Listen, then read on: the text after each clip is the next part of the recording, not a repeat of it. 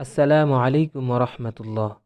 আজকে আমরা ইসলামের প্রথম নারী শহীদ হজরত সুমাইয়া রাদিয়াল্লাহু তাআলা আনহার বৃত্তান্ত শুনব। তিনার সুদৃঢ় চিত্তের আলোচনা শুনব। হজরত ইয়াসির রাদিয়াল্লাহু তাআলা আনহু ছিলেন কাহতান বংশীয়। তিনি ইয়ামানের অধিবাসী ছিলেন। তিনার স্ত্রী হচ্ছেন হজরত সুমাইয়া রাদিয়াল্লাহু তাআলা আনহা। হজরত ইয়াসির রাদিয়াল্লাহু তাআলা আনহুর এক ভাই হারিয়ে যায়। তিনি সেই ভাইয়ের খোঁজে মক্কা নগরীতে আসেন। তিনার সাথে তিনার আরও দুই ভাই আসেন, যাদের নাম হলো মালিক এবং হারেস। তিনারা মক্কা নগরীতে তিনাদের হারিয়ে যাওয়া ভাইকে খোঁজ করতে থাকেন, কিন্তু ভাইয়ের কোনো সন্ধান পাওয়া যায়নি। ফলে ইয়াসির রাদিয়াল্লাহু তাআলা আনহুর অপর দুই ভাই হারেস এবং মালিক পৈতৃক নিবাস ইয়ামানে চলে যান। কিন্তু ইয়াসির রাদিয়াল্লাহু তাআলা আনহু ইয়ামানে ফিরে যাননি। তিনি মক্কায় বসবাস করতে শুরু করেন। তিনি মক্কার অধিবাসী আবু হুজাইফার সাথে চুক্তিভিত্তিক সম্পর্ক করেন। আবু হুজাইফা তিনার এক কৃতদাসী সুমাইয়ার সাথে হজরত ইয়াসির রাদিয়াল্লাহু তাআলা আনহুর বিবাহ দেন। সুমাইয়া রাদিয়াল্লাহু তাআলা আনহুর গর্ভেই জন্ম নেয় হজরত আম্মার রাদিয়াল্লাহু তাআলা আনহু। ইসলাম আবির্ভাবের পূর্বেই আবু হুজাইফা মৃত্যুবরণ করে। ইসলাম আবির্ভাবের পর হজরত ইয়াসির রাদিয়াল্লাহু তাআলা আনহুর পুরো পরিবার ইসলাম গ্রহণ করে। ইসলাম গ্রহণ করার দরুন তাদের উপর কুরাইশরা অবর্ণনীয় নির্যাতন চালায়, নির্যাতনের স্টিম রুলার চালায়। মক্কার মুশরিকরা আবু জাহেলের নেতৃত্বে ইয়াসির পরিবারকে নির্যাতন করতে থাকে। দুপুরবেলা মরুভূমির উত্তপ্ত বালু কঙ্করের মধ্যে তাদেরকে শুইয়ে দেওয়া হতো এবং এত অধিক পরিমাণে মারধর করা হতো যে তারা বেহুশ হয়ে যেতেন। কখনো পানিতে ডুবাতে থাকতো, আবার কখনো জ্বলন্ত কয়লা বিছিয়ে তার উপর তাদেরকে শুইয়ে দেওয়া হতো।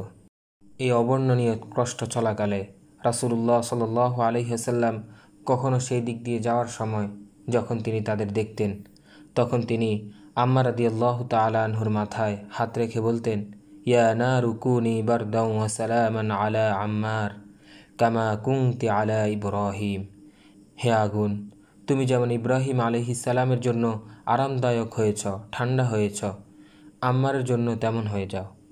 কখনো তিনি তাদের পুরো পরিবারের জন্য দোয়া করতেন, হে আল্লাহ, আপনি ইয়াসির পরিবারের দোষটি মাফ করে দিন। আবার কখনো তিনি বলতেন, তোমরা সুসংবাদ গ্রহণ করো, জান্নাত তোমাদের প্রতি আগ্রহী হয়ে অপেক্ষা করছে।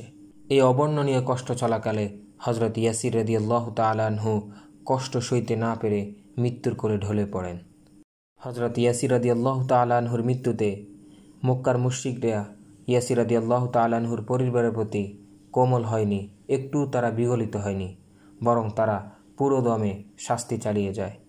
এমন অত্যাচার চলাকালে একদিন পাপিষ্ঠ আবু জাহেল সেখানে উপস্থিত হয় এবং হজরত সুমাইয়া রাদিয়াল্লাহু তাআলা আনহুর লজ্জাস্থানে বর্ষা দিয়ে আঘাত করে। ফলে তিনি শহীদ হয়ে যান।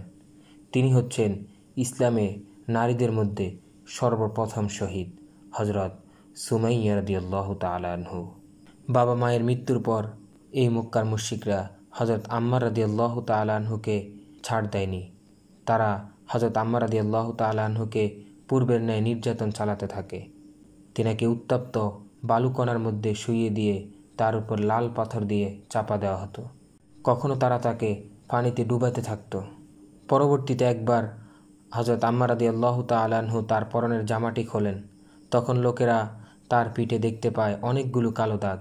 উপস্থিত লোকেরা তিনাকে এর কারণ জিজ্ঞেস করলে তিনি বলেন, কুরাইশের লোকেরা আমাকে উত্তপ্ত বালুর উপর শুইয়ে দিত, আমার শরীরের দাগগুলো তার ফলেই হয়েছে। বদর যুদ্ধে আবু জাহেল নিহত হলে রাসূলুল্লাহ সাল্লাল্লাহু আলাইহি ওয়াসাল্লাম হজরত আম্মারকে বলেন, কতালাল্লাহু কাতিলা উম্মিকা, আল্লাহ তাআলা তোমার আম্মার হত্যাকারীকে নিধন করেছেন।